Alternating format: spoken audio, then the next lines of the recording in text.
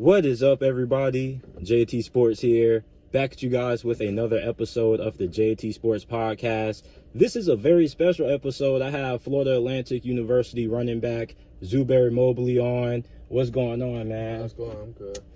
Special episode. Going to have him on, giving his thoughts on FAU season. We're going to talk about, his favorite moment from this year, their biggest win of the year, his toughest road game, and just his overall experience about coming to FAU, the process. If this is your first time listening to the JT Sports Podcast, welcome. I appreciate you for tuning in. Make sure that you follow me on all of my social media platforms. You can follow me on Instagram at JT Sports __. Well, on Twitter at JT Sports __. You can follow me on Instagram at JT Sports _.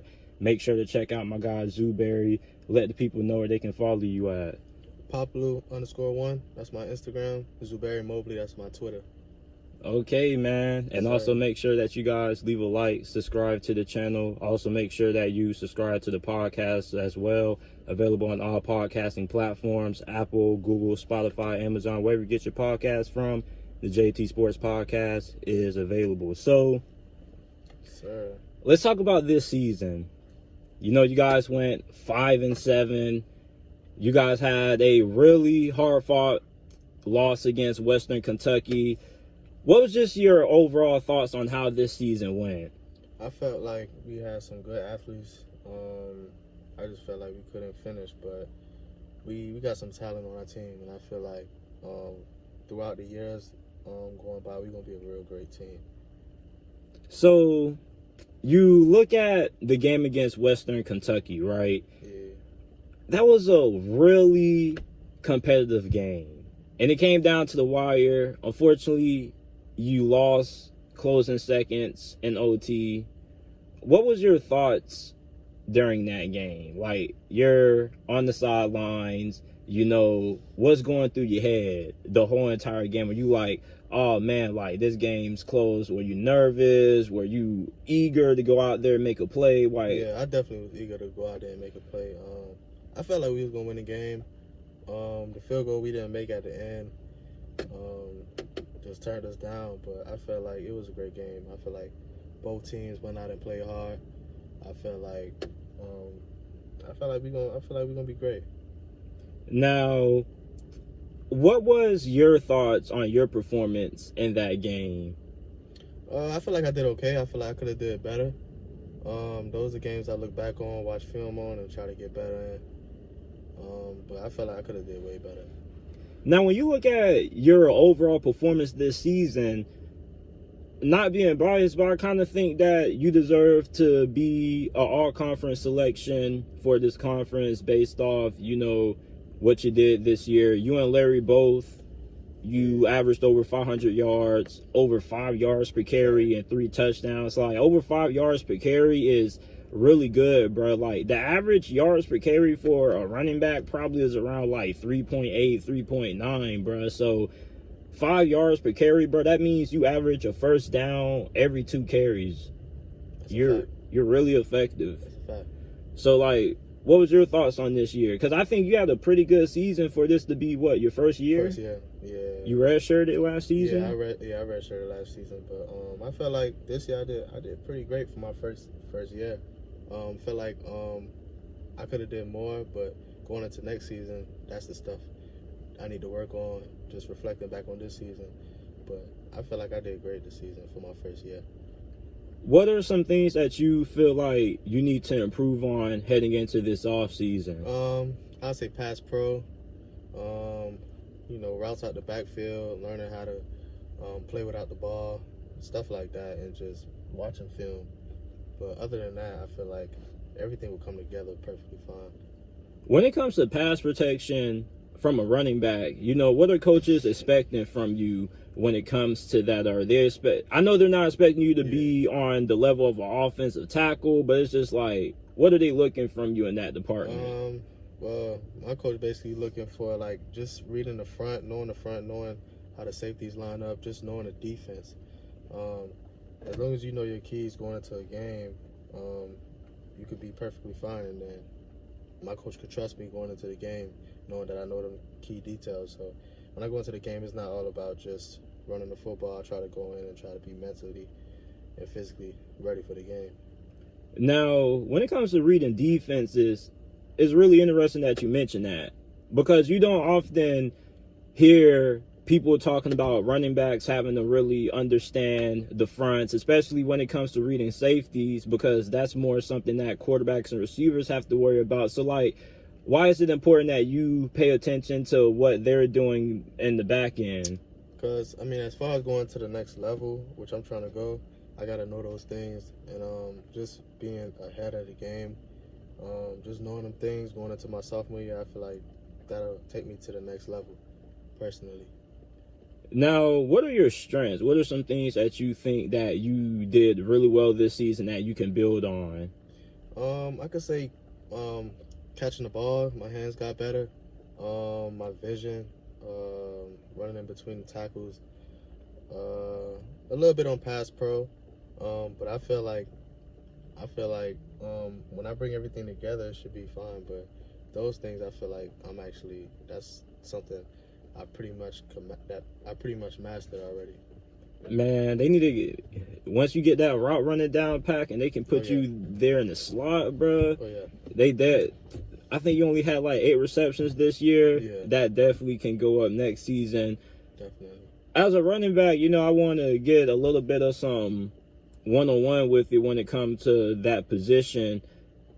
There's a lot of running backs that kind of got different styles. You got running backs that get it and they're north and south. They turn upfield. You got running backs that they wait for the holes to develop. Mm-hmm. Like, what are the different styles and what are the running backs reading depending on, the certain play that's called? What are you reading, like the defensive tackle? Yeah. What are DN? I mean, like for outside zone plays, we read the DN and the inside guard. For inside zone, we read the linebackers, the 2 play side linebackers. So when I go in a game, those are key details I'm looking at. I feel like I have a shifty type of running style. I could be shifty. I could hit the hole when I want to. I feel like I could do everything. I just got to put everything together, knowing my key details and just going forward. So, like, if there's a young running back out there that's watching this and he kind of needs help when it comes to getting better at, learning how to read these linebackers and knowing when to bounce it outside, when to keep it in, like, are there some keys that you look to when it comes to the linebackers? Like, what does a linebacker have to do? What movement does he make that forces you to keep it outside or forces you to take it in when you're running outside zone and when you're running trap inside? Yeah, I mean, it depends. When you have a linebacker that move fast east to west, you'll want to go north and south as a running back, because the faster they are, the less strength they have, in my opinion. And if you got linebackers that come down north and south, you should get outside. That's just how that's easy. That's how easy it is for me. So I'll tell the young youth to just look at those and then just key into the details, whatever your coach is telling you, and just work on your craft. You'll be great. What was the toughest road game that you played in this year? And describe what made it so tough, how the fans were, how loud it was, and just the overall atmosphere of the stadium. I would say Ohio. I would say Ohio because I felt like we went into that game thinking we was going to beat them, but they was pretty much a tough team in my opinion. But they were definitely beatable. But they just came out and played their tails off. As far as the fans was definitely involved. But we just gotta be better on the road. I feel like we're gonna do that going into next season. So, like, how loud was it? Was it shaking? Oh yeah, it was definitely shaking around the first half, damn near the whole game. So So it's like when it's shaking and you're on the field, how is that? Like what? Well, I just try to remain calm, especially when I watch all the greats and what they do. I just try to remain calm, stay in the game, and know my details so I could perform at a high level. So when it's shaking, it's like, is it difficult? Like, how does it affect you in game when the crowd really gets into it? Does it make it a little bit harder to make your reads? Is it? It could be a distraction if you let it, but me personally, I don't let it distract me. It used to be a distraction, but I don't let it distract me no more because I already know what they plan is to do, get me distracted. So I go out there, I play my game, I lock in, take my deep breath, and I play the game, play ball. Now, another road game I want to ask you about is Purdue, because that's the biggest stadium that you guys played at on the road this year. Now, I know that place was loud. Oh, yeah. Can you describe the experience playing on the road at Purdue? I'll say, I'm not going to lie, I'll say Purdue probably was one of our toughest games, too. But their fans was pretty loud. I felt like they was beatable as well, but their fans it was different, especially with their conference. Being at their conference on their field, it was just a whole different level. But I felt like we was no different. I feel like we could go out there and beat teams like that and beat any other team like that. So when you think about the crowd noise, like how does it affect you when it comes to not starting early, getting false start penalties? Yeah. How do you avoid that? I feel like just being focused. I feel like when you let all of that type of stuff get into your head, you do stuff like that. You go off sides, people not lined up right. But as long as you just, go on the field, know what you're there for, know your purpose, and you go out there and do your job, then I feel like everything will work out for itself. Now, what's the difference between, subpar home field advantage versus like extremely advantaged home field advantage? I believe I'm not gonna lie, I'm a strong believer in that. I feel like when you're at home, you get, you're gonna get calls, you're gonna get certain calls your way. The ref's gonna be more on your side. So, knowing going into the road, you're gonna have to live with adversity. And you got to go out there and you got to beat adversity. Basically, you against the refs and the team. Absolutely. So, describe your journey to FAU. How did you get here? What made you come here? Did you have other offers when you were coming out of high school? Because you're not from Florida. You're out of the state of Georgia, correct? No, Brooklyn. You're from Brooklyn?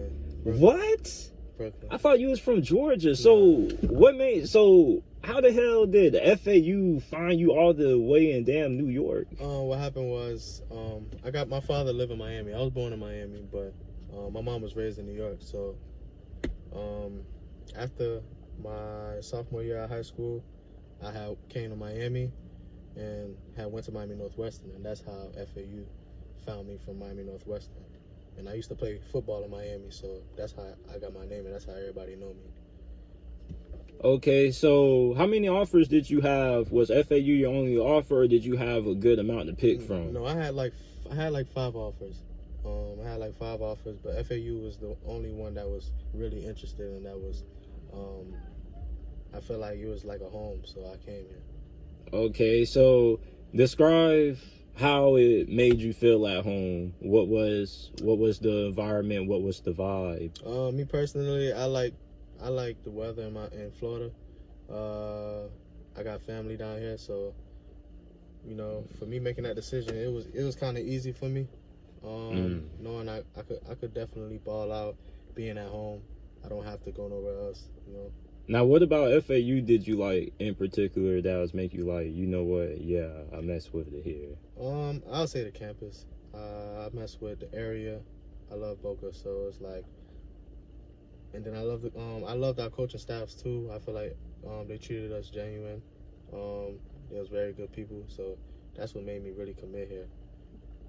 Yeah, man. So the last thing I want to ask you about, who are your favorite running backs, your top 3 running backs all time, and what about them do you look at from watching their highlights, their games that you try to implement into your game? I would say LeSean McCoy, Barry Sanders, and Tomlinson from the Chargers. I feel like those three backs mean a lot to me because I grew up watching them a lot, and my favorite team is the Chargers. So just growing up and just watching them I just wanted to copy each and every one of their running styles. Like LeSean McCoy, I wanted to be shifty like him. Tomlinson, I wanted to be as physical as him. Barry Sanders, I wanted to be able to, just do his moves and, copy his running styles and run back and forth, stuff like that. So those are 3 running backs that I personally really like. All right, everybody, this is FAU running back Zuberi Mobley. Once again, let the people know where they can find you at. My Instagram, Papalu_1. My Twitter is Zuberi Mobley. That's where I be at mostly, so y'all could get in contact with me from them 2 social media platforms. You got anything that you want to promote, products, NIL? I got a clothing line coming out soon. Make sure y'all tap in. It's gonna be in my bio. Just click the link, and that's about it. All right, Zuberi, I appreciate you for coming on, and good luck for you throughout the rest of your career in the off season. Appreciate it. And everybody, this is it for this episode of the JT Sports Podcast. I appreciate you guys for listening to this special episode. Make sure that you follow me on all of my social media platforms. You can follow me on Instagram at JTSports_. My Twitter is at JTSports__. Leave a like, subscribe to the channel. Check out the JT Sports Podcast, available on all podcasting platforms, Apple, Google, Spotify, Amazon. Wherever you get your podcast from, the JT Sports Podcast is available.